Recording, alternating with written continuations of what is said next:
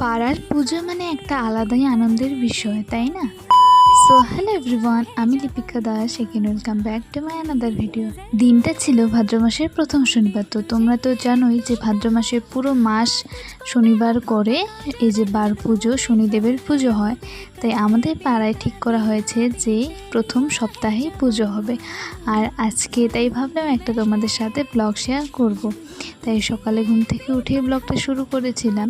আমার ইচ্ছে করে প্রতিদিনই তোমাদের সাথে ব্লগ শেয়ার করে প্রতিদিনকার ঘটনায় শেয়ার করি, কিন্তু আমার মতো একদম সিম্পল মেয়ের জীবনটা ওই পুরো সপ্তাহটা সেমভাবে চলতে থাকে। তাই নতুন কিছু পেলে আমি ভাবি যে ব্লগ শেয়ার করব। এখন যেমন আজকে পুজো, কোথাও গেলে একটু এই সমস্ত ভিডিও একটু ভালো লাগে শেয়ার করতে।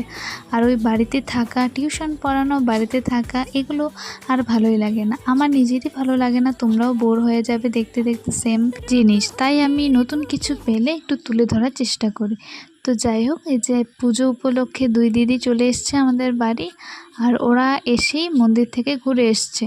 আর আমি এখনও একবারও যাইনি, কারণ আমি গেছিলাম টিউশনে। 12:20 থেকে বাড়ি এলাম। বাড়ি এসে আরেকবার স্নান করে ফ্রেশ হয়ে এখন ওই যে দিদিদের সাথে যাব মন্দিরের ওইখানে।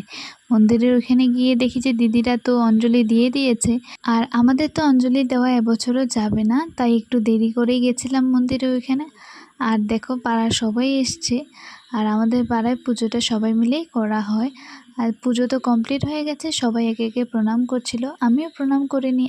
আর প্রচণ্ড গরমে দিদি বলছিল যে একটা ঠান্ডা জল নিয়ে আয়, তো আমি দোকান থেকে একটা ঠান্ডা জলের বোতল নিয়ে এলাম। আর দেখো, আমরা তো প্রসাদ খেয়ে নিলাম, এখন বাড়ি যাচ্ছি আইসক্রিম খেতে খেতে। তো আজকের মতো এই পর্যন্ত, টাটা।